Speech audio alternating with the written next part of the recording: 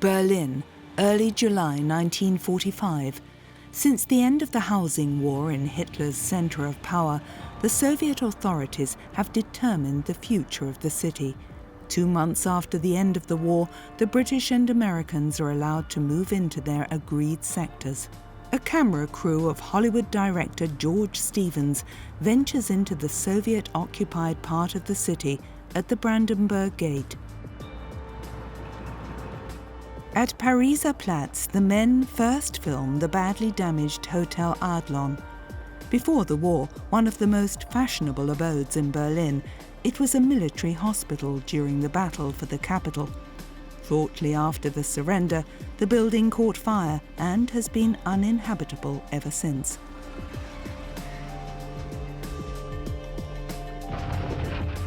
Just around the corner, Unter den Linden, a ruin is collapsing. At the Brandenburg Gate, George Stevens poses in his jeep, just as he's used to doing in the Dream Factory. He would have loved to have been there with his cameras at Hitler's downfall, but Allied reporters are not allowed to enter Berlin until July to document the lives of the defeated after 12 years of Nazi rule and 6 years of war.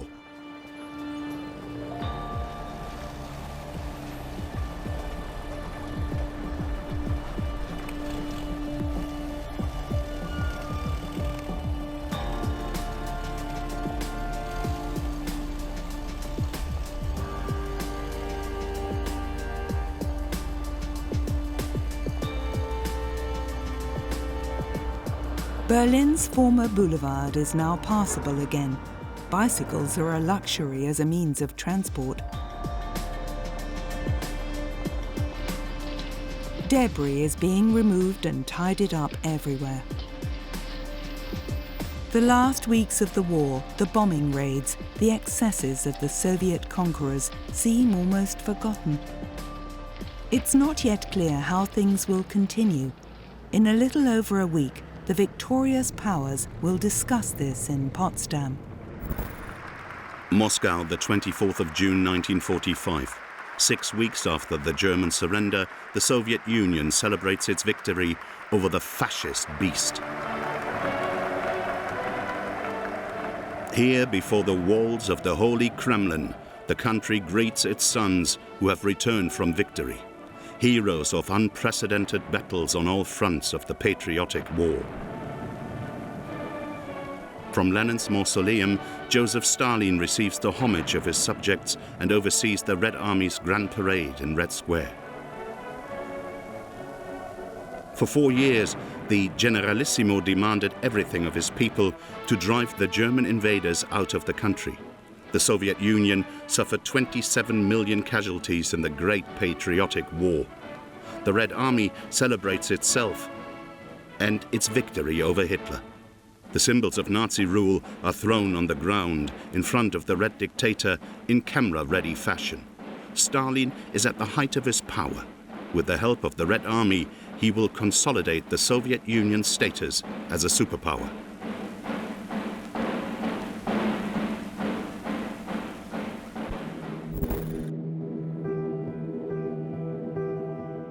July 1945, a flight over a desert of rubble. 50,000 tons of explosives fell on Berlin during the war. Of the buildings in the German capital, 48,000 are destroyed, 23,000 severely damaged, and 172,000 slightly damaged. After visiting the destroyed German capital, British Air Force Marshal Arthur Tedder described it this way. Berlin as a city is completely destroyed. The ruins of what was once Berlin should be preserved as a modern Babylon or Carthage, a monument to Prussian militarism and the horrors of the Nazi regime. The city is completely dead. You drive kilometer after kilometer through abandoned ruins and find nothing habitable. Berlin can never be rebuilt.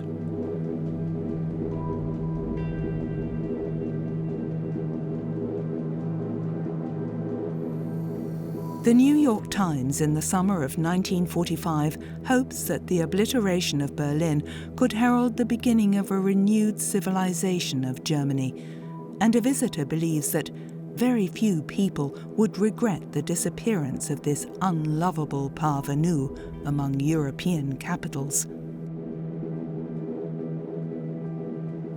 The American journalist William Shearer describes Berlin in his diary. How shall one find words to portray truthfully and accurately the picture of a great capital destroyed beyond recognition? The image of a once powerful nation that has ceased to exist. The image of a conquering people who only 5 years ago, when I left here, behaved in such a brutally arrogant manner and were blindly convinced of their mission as a master race.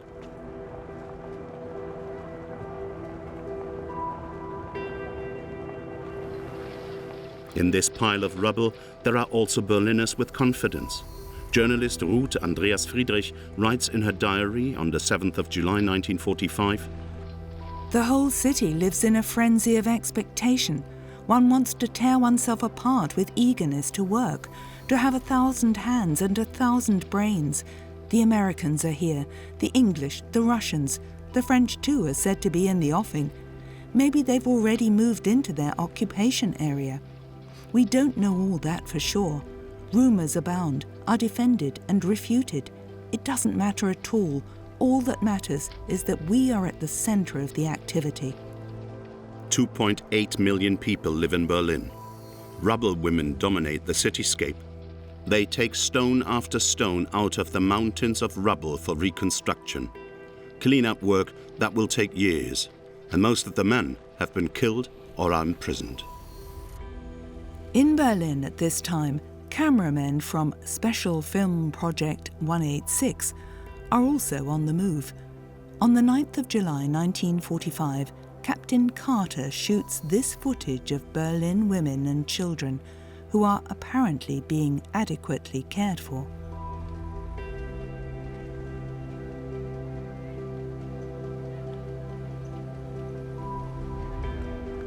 Refugees from the East, on the other hand, have a particularly hard time. US reporter William Shearer. Starving human beings with no will, purpose in life or goal, reduced to animalistic functions like finding food and shelter to get through the next day alive.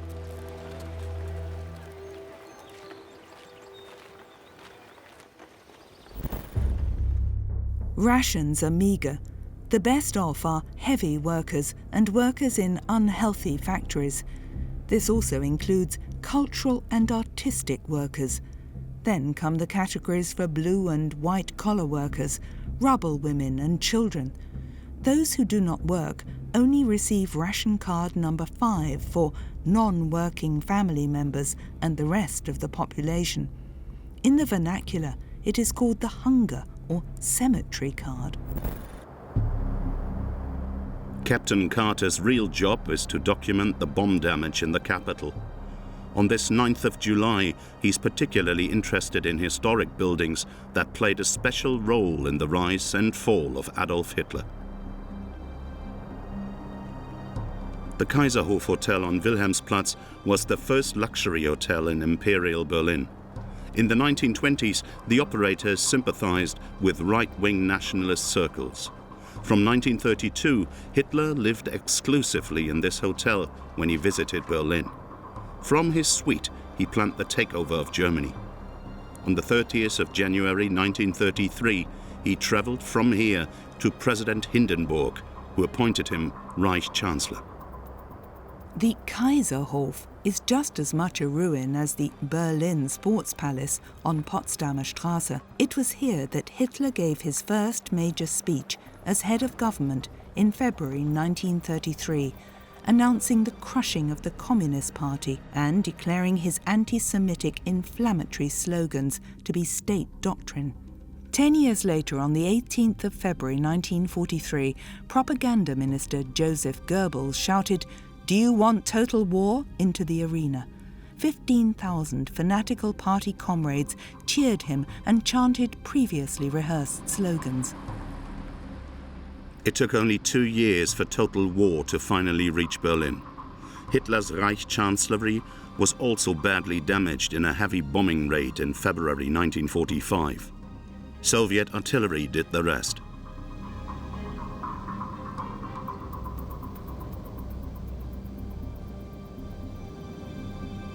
On the 1st of May, Reich Chancellor Joseph Goebbels committed suicide here, clearing the way for the unconditional surrender of the capital. Red Army soldiers immortalized themselves on the sign with vulgar slogans. The fate of Adolf Hitler remains unclear on this 9th of July 1945. German propaganda had declared that the Führer was killed in action fighting for Germany against Bolshevism to his last breath. But this is a bold-faced lie. In the bunker under the garden of the Reich Chancellery, the dictator shot himself in the head on the 30th of April. His last loyal followers carried the body to this bunker exit and doused it with petrol. Former security officers will soon testify that they watched the burning from a watchtower.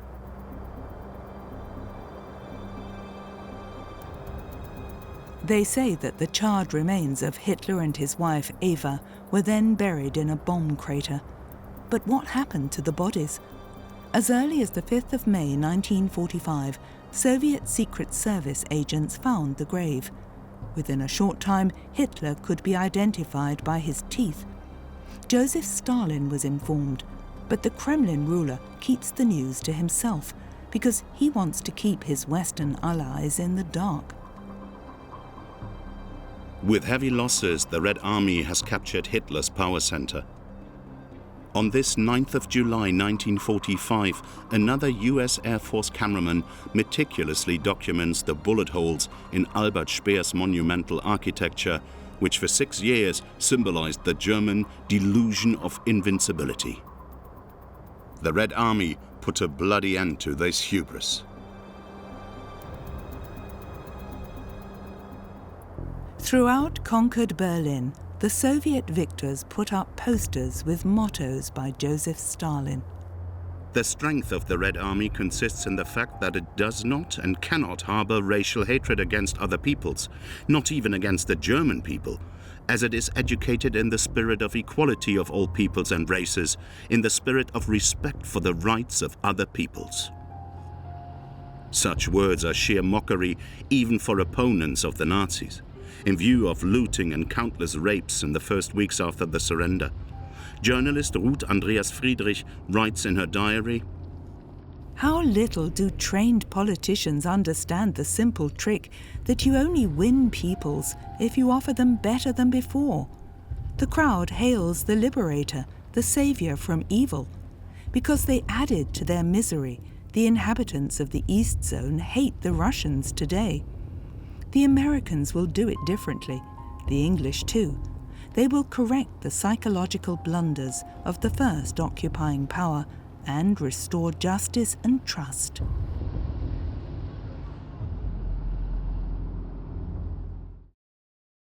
A symbol of hope is the almost intact victory column, affectionately called the Goldelse by Berliners.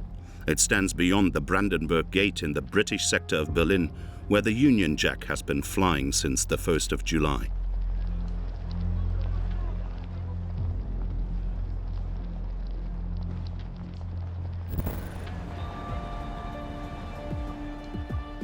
Hollywood director George Stevens also took his camera crew to Wilhelmstrasse to visit Hitler's Reich Chancellery.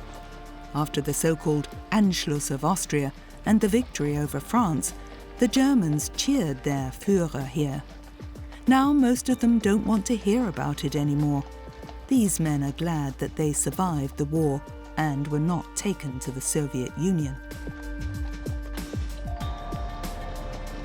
George Stevens has special permission from the Soviet occupation authorities to also visit and film inside the building. State guests were once received in the Cour d'honneur. Albert Speer went all out for crude effects. When the diplomats see this, they will learn to fear it, Hitler said to have once said to his architect. The Hollywood director is also interested in the dictator's whereabouts. That the body was burned here in the garden is only a rumor at this point. What is certain is that Josef Goebbels and his wife Magda took their own lives here. Their charred bodies were also recovered here by the Soviet Secret Service. But in this case, Stalin's propaganda had already informed the world public about the find.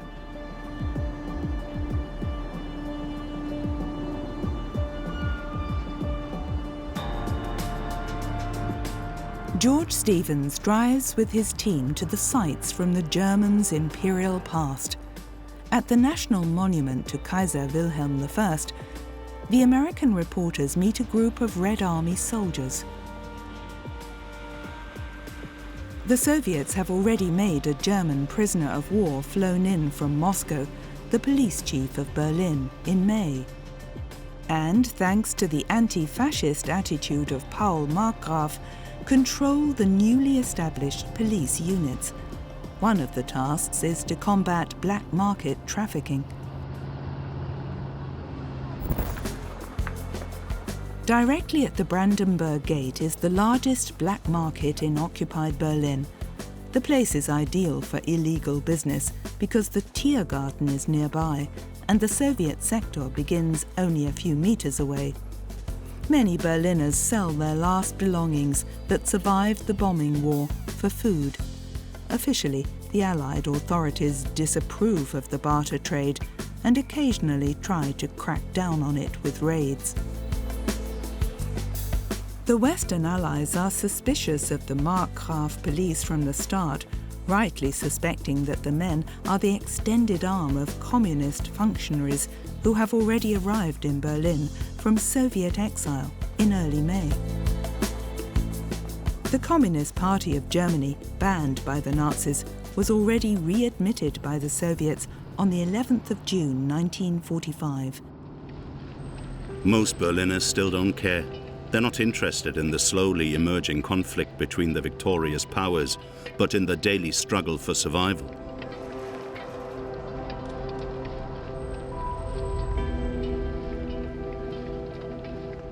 On the 10th of July 1945, Captain Carter of Special Film Project 186 shoots this scene of rubble women clearing mountains of rubble for 72 pfennigs an hour and a better ration card.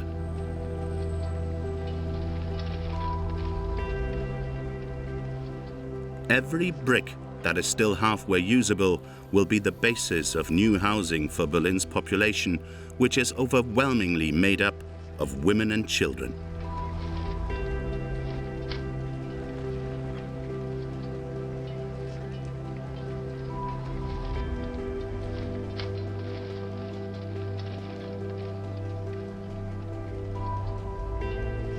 On this 10th of July 1945, the journalist Ruth Andreas Friedrich reflects in her diary on the political future of Germany.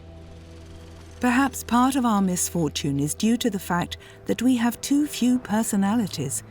Each nation is naturally endowed with about the same percentage, 10% leaders against 90% led.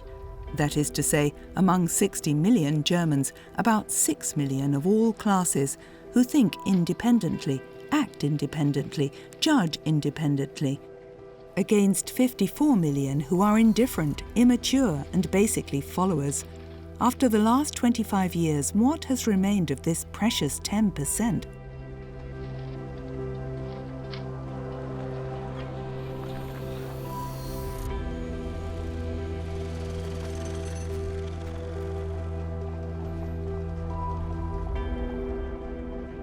Cameraman Carter's notes say that this boy's parents are dead and the 9-year-old is searching for his big brother.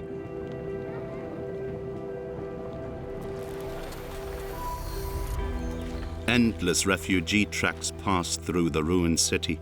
Hundreds of thousands of people who have come from the east with their few possessions. Because Berlin is already overcrowded, most of them have to move on.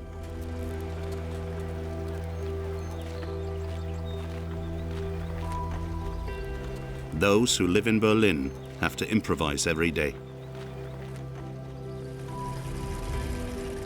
Water is a precious commodity. The supply is still provided by public pumps. But some of the groundwater is contaminated and carries the risk of contracting dysentery or typhus.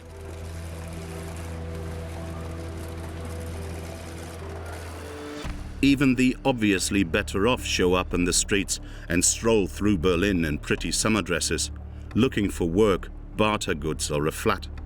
Many of the undestroyed houses and villas in the suburbs of Dahlem, Zehlendorf or Charlottenburg have been requisitioned by the British and Americans to house the occupying troops.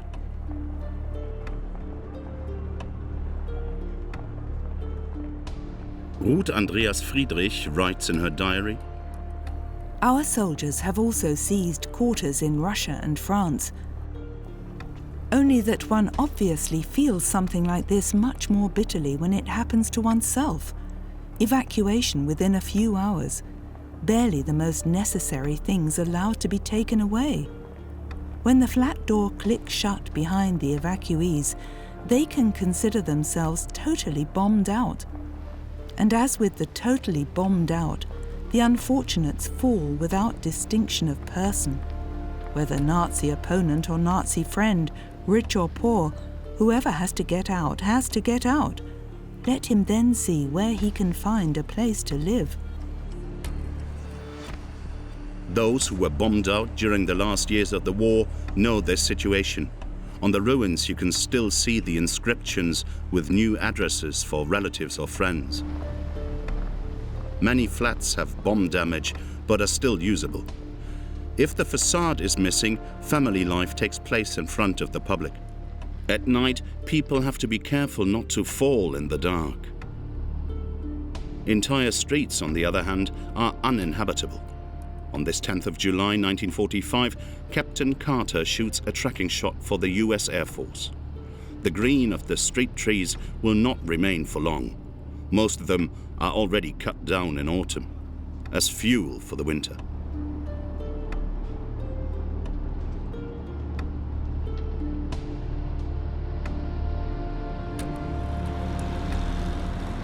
Although most of the streets have been cleared, there is almost no traffic in the former metropolis. Only a few private vehicles are registered. Most of the wide cars were confiscated by the Wehrmacht or later by the victors, and so people wait patiently for the few means of public transport, like here at Alexanderplatz in the Soviet sector, where there are regular tram connections to the outer districts again.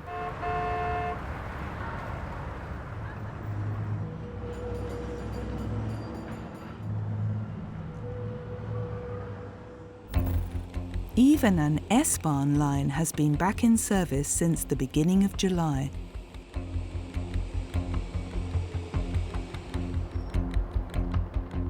George Stevens has gone to the Reichssportfeld, where Nazi Germany was allowed to host the 1936 Summer Olympics. At first, the USA wanted to boycott the event, but when the regime agreed to allow Jewish athletes to compete, American officials relented. Jesse Owens, a black athlete with 4 gold medals, became the superstar of the Games, much to the chagrin of the Führer.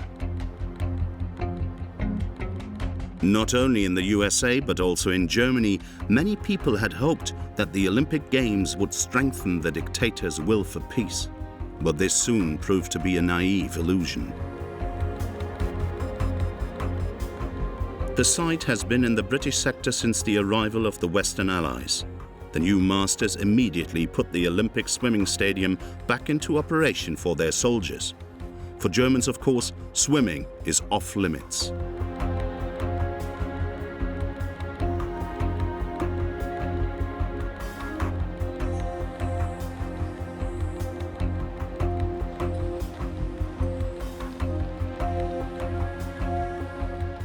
George Stevens and his team also take a trip to the Wannsee, where only a few bathers are enjoying themselves in July 1945.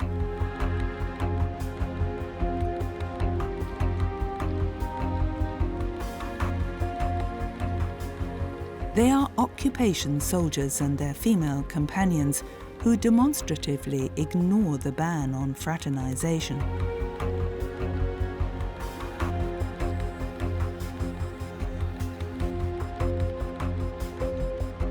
The relationship between the soldiers of the victorious powers still seems to be unclouded here. The interest in the German Fräuleins unites them.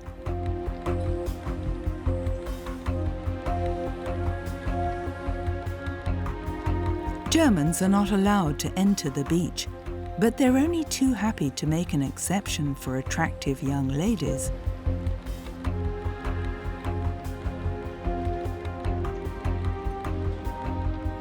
There is even a golf course at the beach club of the 2nd US Armored Division, the Hell on Wheels. Under the command of General George S. Patton, the unit has fought its way from Normandy through the Ardennes to Germany and is now stationed in the American sector of Berlin. German policemen have cleared the square at the Brandenburg Gate for a large parade by the British. The men are wearing uniforms that were in service before 1933. Especially in the Soviet sector, the police are not too particular about their past. Men trained under the Nazis are also loyally at the service of the new masters. On this 12th of July 1945, soldiers of the British Desert Rats march across Hitler's east-west axis to the Brandenburg Gate. The cameramen of Special Film Project 186 are on site to film the special spectacle. The 7th British Armoured Division distinguished itself above all in the battles of the African Campaign, liberating Tripoli and Tunis in 1943.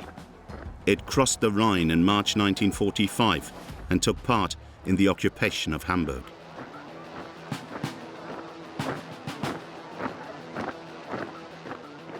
The border between the British and Soviet sectors runs right here, so this square is the ideal place to celebrate the joint victory over Nazi Germany.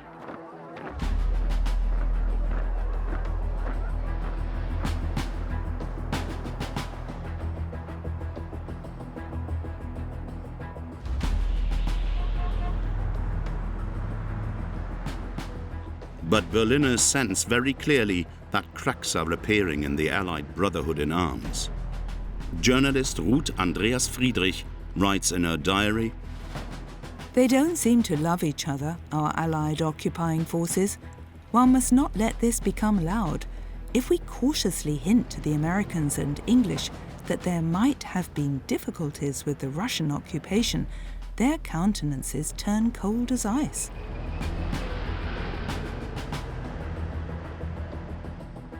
Field Marshal Bernard L. Montgomery, the commander-in-chief of the British occupation forces, has arrived from his headquarters in East Westphalia to present the victor of Berlin with a high British Order of Merit. Marshal Georgi Zhukov. Joint appearances like this are intended to deceive the public about the true state of relations between the Allies.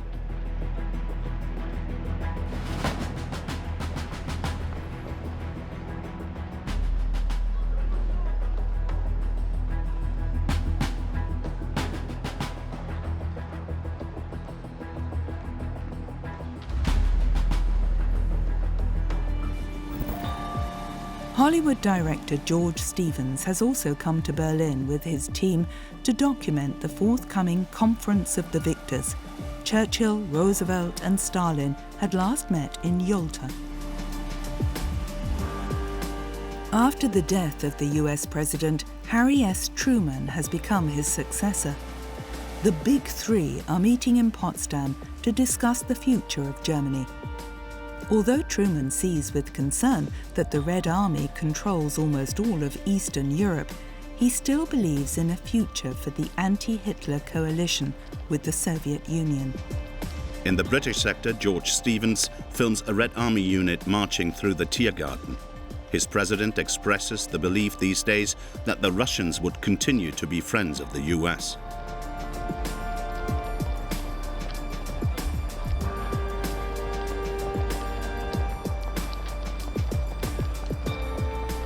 Although incidents between GIs and Red Army soldiers continue to occur in Berlin, Truman sees no reason at this point not to welcome their friendship and give them ours.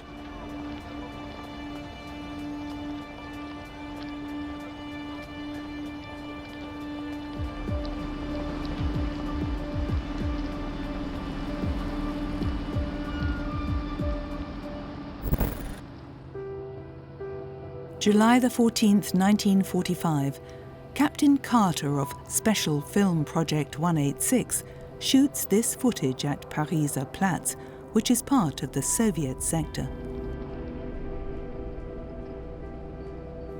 What will be the future of a destroyed, defeated and occupied Germany? Will the Soviet Union sooner or later extend its influence further west? Is Joseph Stalin counting on the withdrawal of American troops from Europe, as Roosevelt had announced at Yalta?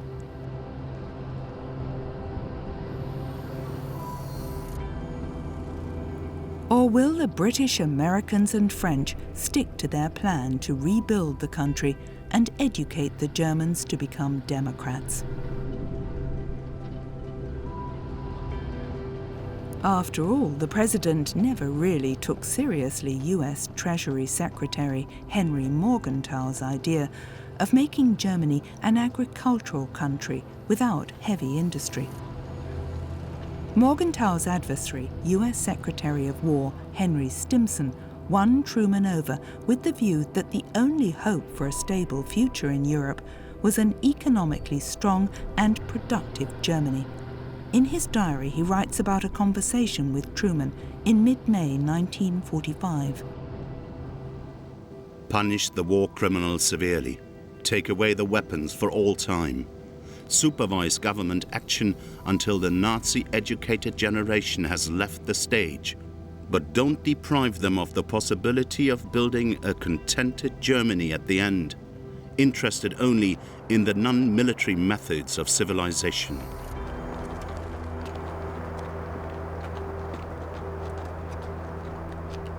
This is exactly what Ruth Andreas Friedrich hopes for. That 4 world powers will meet in our ruins, and that we will prove to the representatives of these world powers how serious we are about our zeal, how boundlessly serious about the effort to make amends and rise. Berlin is running at full speed. If we are understood and forgiven now, everything will be achieved from us. Everything. That we renounce Nazism, that we find the new better, that we work and are fundamentally of goodwill. Never before have we been so ripe for redemption, so tired of terror, fear and injustice. If only our victors will keep their promises to us. Tempelhof Airport was one of the first major projects of the Third Reich. When it was inaugurated in 1941, the monumental facility was considered the largest surface building in the world. However, when the US Air Force took over the site on the 2nd of July 1945, the cleanup work was not complete. So on the afternoon of the 15th of July 1945, 3 C-54 transport planes land at the British military airfield in Gatow.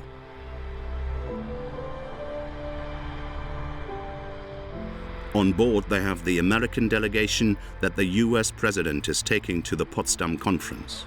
It is 4 times the size of the delegation that had traveled to Yalta in February. The notorious prosecutor of the Stalinist show trials, Andrei Vyshinsky, and Soviet ambassador Andrei Gromyko greet US Secretary of State James Burns.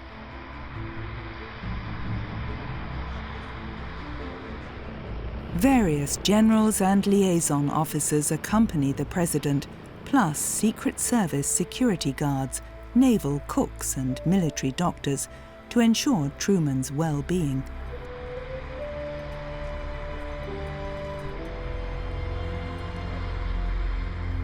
US General George Marshall is one of the advocates of rapid reconstruction with American help. He will initiate the Marshall Plan for Europe, named after him, in 1948. Then Truman also leaves his plane. In a letter to his mother and sister before leaving Washington, he had written, I have a briefcase full of information about previous conferences and suggestions as to what I should do and say. I wish I didn't have to go there. Potsdam has been sealed off by Soviet checkpoints for days. In front of the villa of a German publisher in Babelsberg called Little White House, President Truman receives the British Prime Minister on the morning of the 16th of July 1945. These scenes are filmed by Kirk B. Lawton, who is part of the American delegation. Winston Churchill is a head of government on call because he lost the House of Commons elections on the 5th of July. He believes Truman cannot hold a candle to his late predecessor, but he's impressed from the outset by the president's tremendous resolve. Truman is apparently less enthusiastic, as his diary reveals. He told me a lot of nonsense about how great my country was, how much he loved Roosevelt, and how he would love me. I think we can get along if he doesn't butter me up too much. George Stevens drives with his team along the Autobahn to Potsdam. On the way, he films Berliners who have apparently procured food in the surrounding countryside. In her diary, Ruth Andreas Friedrich hopes for positive news. It was announced on the radio this evening that Stalin, Truman and Churchill had arrived for a joint conference. What has happened up to now we have to accept as the aftermath of war, including the rapes, the looting and confiscations. The meeting of the Big Three will establish order. It will prepare the ground for good to flourish.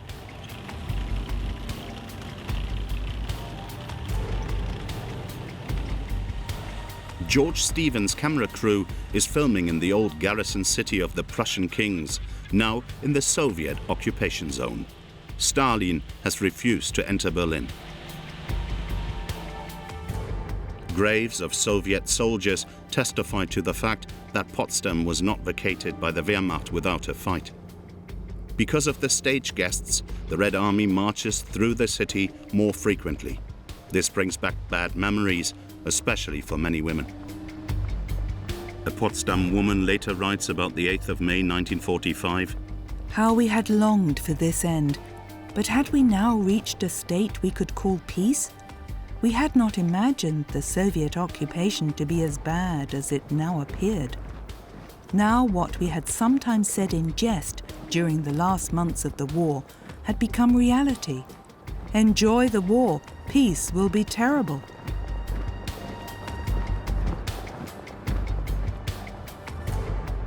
Although Potsdam was badly hit in an American bombing raid in the spring of 1945, in Stalin's eyes, it was suitable for the big conference. It is in Soviet-occupied territory and can be better protected than Berlin. The magnificent buildings from the Prussian era, such as the Nikolaikirche by Karl Friedrich Schinkel, are also damaged. The decision of the upcoming conference will shape the lives of Germans for decades.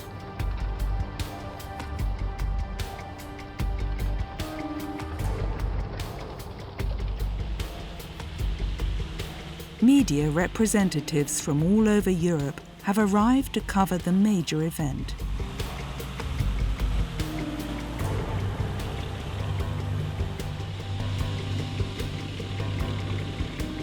Stevens' team proudly presents the Russian pass for the car. The Hollywood director has an accreditation for the big event. Whether he was finally allowed to shoot there in black and white is unclear. So these scenes remain George Stevens' last colour shots before his return to America.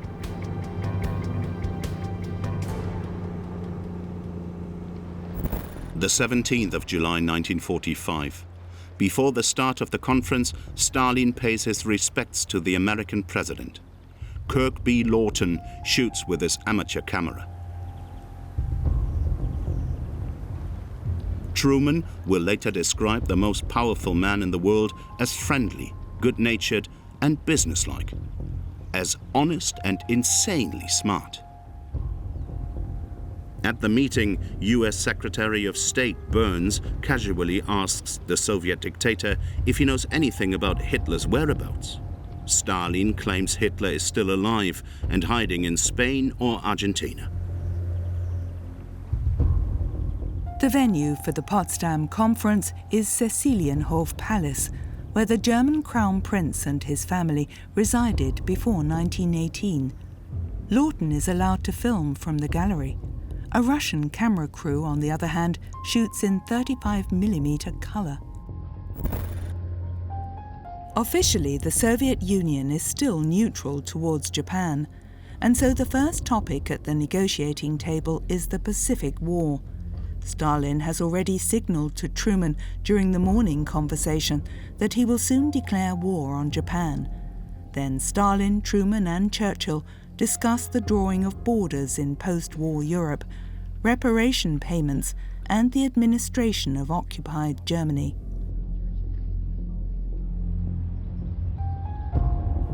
Press meeting of the Big Three on the terrace. Truman is in high spirits because he has got his hands on a military instrument with threatening potential just in time for the start of the conference. On a military base in New Mexico, the first nuclear weapons test in history has succeeded. A new era has begun that will soon be called the Cold War. Special Film Project 186 finishes its month-long work in Germany with aerial footage of destroyed Berlin. About 80 hours of footage have been shot. The unique material will disappear for decades in a US Air Force depot. There is no money to edit a documentary film from it.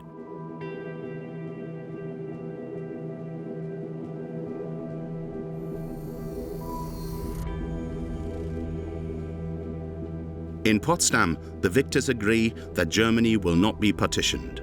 The West accepts Stalin's demand for the separation of East Prussia and the areas east of the Oder and Neisse rivers. The country is to be completely disarmed and demilitarized.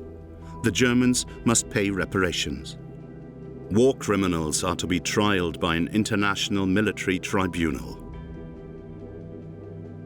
Ruth Andreas Friedrich is optimistic. Big headlines in the newspapers. The Potsdam Agreement, common policy in all occupation zones, agreement on the peace order in Europe. It took a load off our minds, so no new war. Common construction and common order. The final communiqué emphasizes the statesmen leave the conference with the renewed confidence that the governments and peoples of their countries, in conjunction with the other United Nations, will ensure the establishment of a just and lasting peace. It sounds almost too good to be true.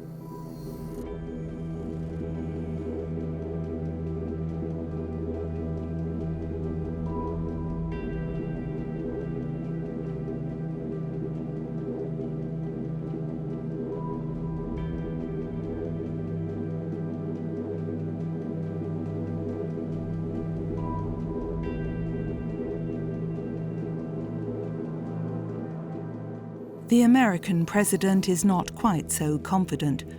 At the sight of the destruction in Berlin, Truman was utterly shocked. On the 16th of July 1945, he wrote in his diary, I thought of Carthage, Baalbek, Jerusalem, Rome, Atlantis. Thought of Scipio, Ramses II and Genghis Khan. I hope for some kind of peace, but fear that machines are several centuries ahead of morality. Only when morality has caught up will there be no more need for such destruction.